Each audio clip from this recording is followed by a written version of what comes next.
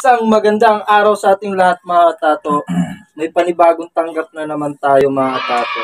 May nagpa-print sa atin from NU University, Dasmariñas. Oh my God! Wow! Mga tato, eco bag.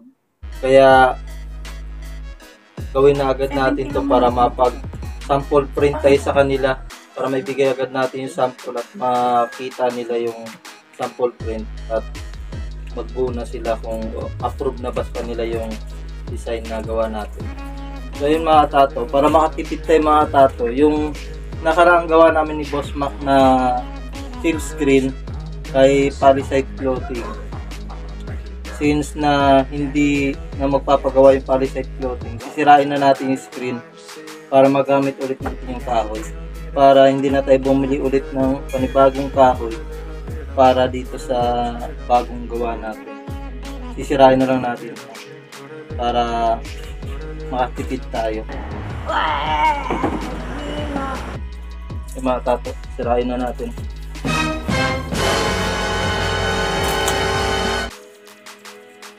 Kasi hindi naman na magpapagawa yung Palisade Clothing.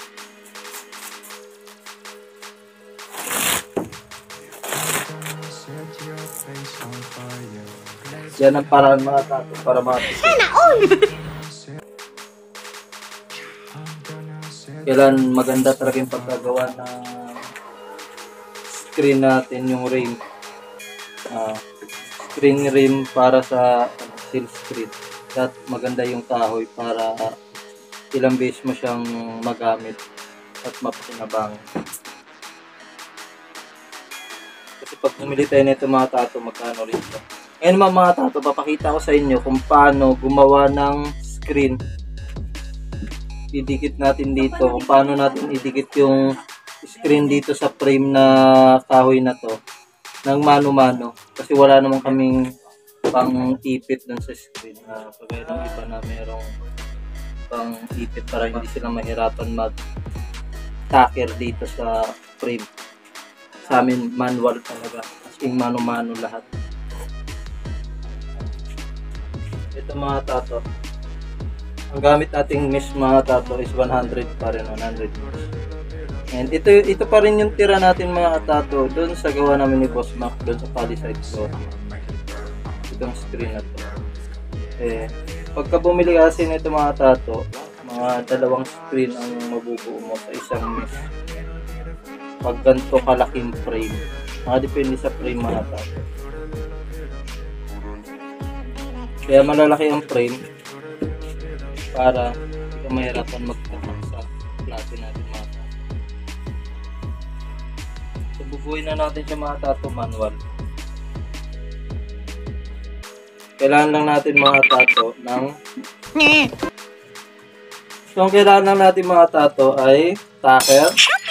Siyempre bala ng tacker at itong plywood.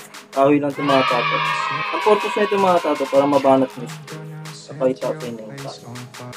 I-fix muna natin ito. Kapag ito mga tato, manual. Lagyan mo muna ng takiran mo muna both side. Bola lang yan. Tapos, since na mahina na yung aming taker mga tato, kailangan natin siya pagkakin ng martilyo. What the fuck? Mga tato. Yung taker namin mga tato, kaya luma na, pwede pa naman, kaya hindi mo na pinapalitan. Kaya pagkakin na natin martilyo mga tato.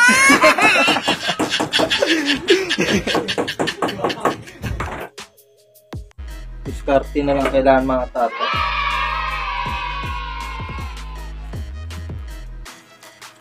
Tapos, sa kabilang dulo mga tato, kailangan lagyan mo muna siya ng guide. I-tacker mo muna mga tato.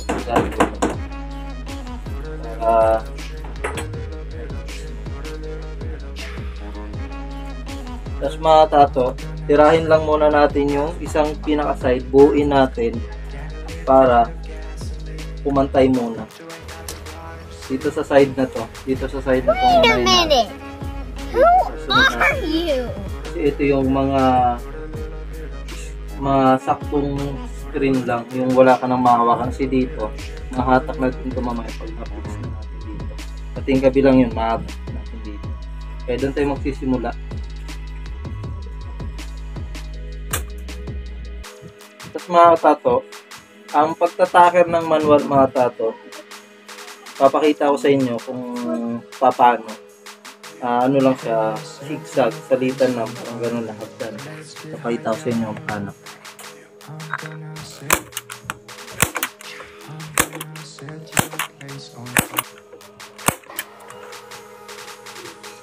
So ayan mga tato, ganyan lang dapat kalayo mga tato. Kung ano, makikita mo naman kung maganda yung pagka-fix ng screen. Pagka medyo maluwag, dagdagan mo na lang, di kaya parang nakikita mo na parang mapupunit yung screen kasi kulang sa tacker. Dagdagan mo na lang din. Ayan mga tato, ganyan lang itsura.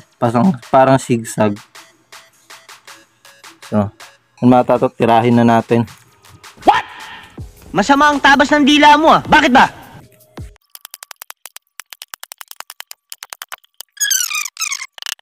Sa mga ganito mga tato, kailangan diskarte. Kasi manual lang tayo eh. Yan mga tato, medyo malayo, dagdagan na lang natin to. Colors pala to mga tato, pero kaya naman sa isang screen, kaya maganda.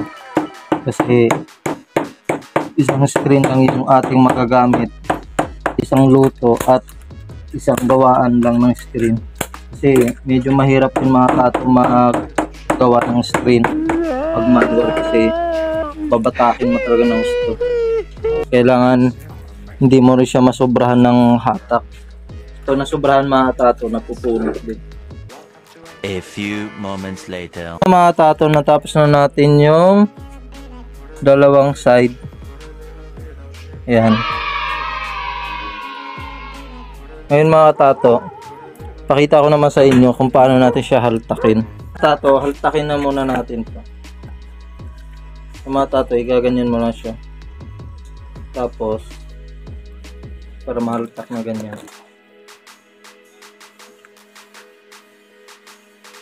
Lagi magsisimula sa gitna mo na mga tato, para mabalance mo yung yung paghatak.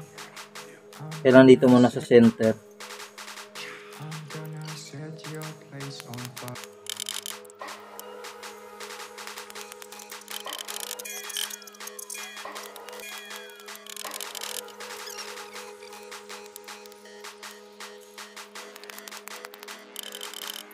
A few moments Hatakin ng later. todo. Kasi ito na yung last na side para tumigas yung screen. Bola lang yan. Kaya ka talaga magsisimula mga tato dito sa center, sa gitna, para pantay yung hatak. Kaya mga tato, sobrang tigas na.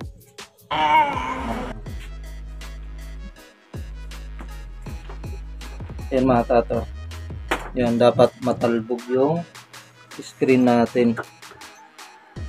Yan ang palatandaan mga tato na maganda yung pagkakahatak at maayos yung pagkakagawa mo ng screen. Pagka yan ay hindi tumalbog mga tato, yun ay maluwag, pangit siya, paguran. So sobrang tigas na. Yan, talbugan natin, di pa yan tapos mga tato, pero okay na siya. Ngayon tapusin na muna natin mga tato. Yung ibang bala mga tato, si tinutuktok na tutupit lang.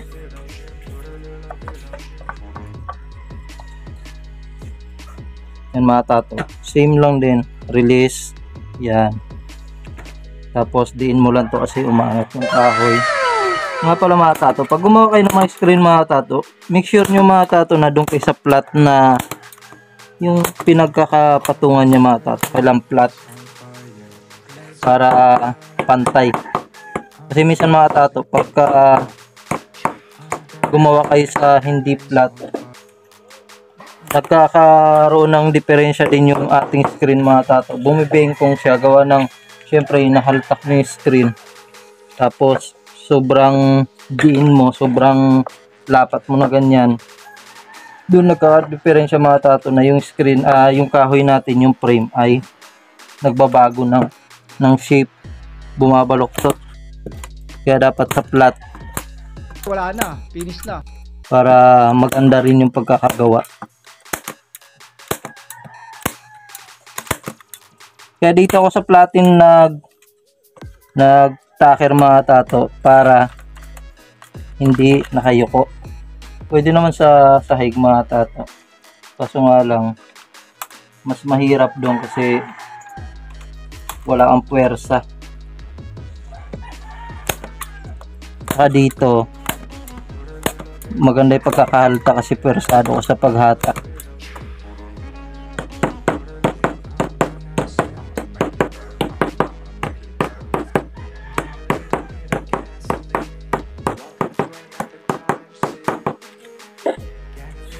So ayun na mga tato, medyo okay naman yung ating pagkakagawa. Napakatigas. Yan. Makita nyo naman pag pinatalbugan natin. Yan ang palatandaan mga tato pagka maganda yung pagkagawa ng screen. Sana all. So, pagkatapos ito mga tato, kailangan natin gupitin yung mga sobrang screen kasi hindi na natin kailangan.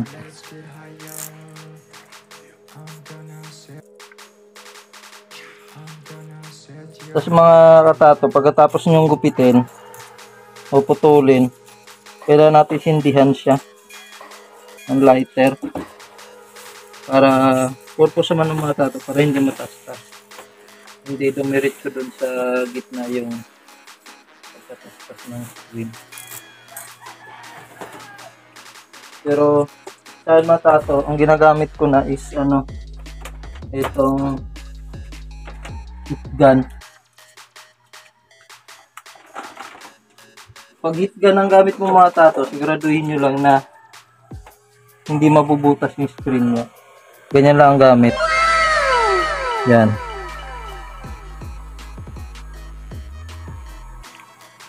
Kasi pag mga lighter mga tato, mapapasok eh. Yan lang gagawin nyo mga tato. Yan. Oh.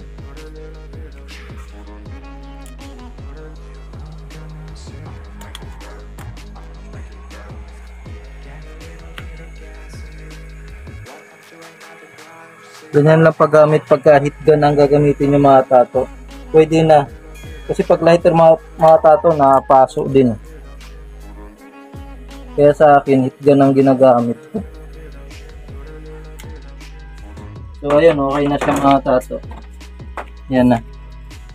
Inalo lang natin para hindi siya matastas ng diretso sa paloob. Yan. So okay na mga tato yung screen natin. I'm gonna set your place on fire. Let's get higher.